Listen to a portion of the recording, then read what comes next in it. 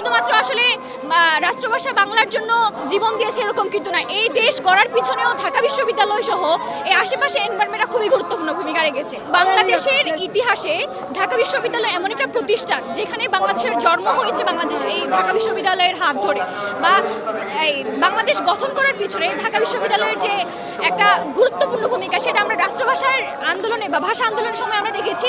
৭১ সালে আমরা দেখেছি আমরা এখন মেয়েদের যে হলে থাকি বা আমাদের বিশ্ববিদ্যালয়ের শিক্ষক যারা আছে তারা কিন্তু গণহত্যার শিকার হয়েছিল।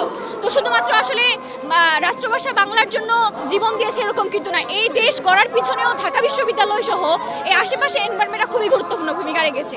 তো আমরা সবসময় বিশ্বাস করি গণতান্ত্রিক বাংলাদেশ গড়ার পিছনে ঢাকা বিশ্ববিদ্যালয় খুব গুরুত্বপূর্ণ একটা ভূমিকা রাখছে। আমরা বেশিরভাগ সময় দেখতে পাই জুলাই আন্দোলন থেকে শুরু করে ১৯৭১-এর যে মুক্তিযুদ্ধ আন্দোলন এবং ১৯৫২ সালের যে ভাষা আন্দোলন এখান থেকে কিন্তু শুরু হয়।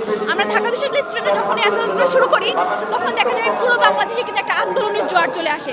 তো আমি ঢাকা বিশ্ববিদ্যালয়ের স্টুডেন্ট হিসেবে অবশ্যই প্রাউড ফিল করি এবং আজকে এই প্রথম প্রহরে এখানে আসতে পেরে আমার খুবই ভালো লাগছে।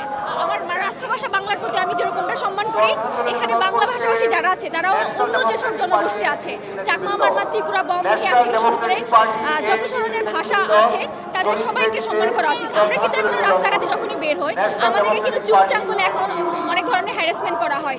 সবচেয়ে সুস্বাদু হালিম রাঁধুনি হালিম, হালিম হোক রাঁধুনি হালিম।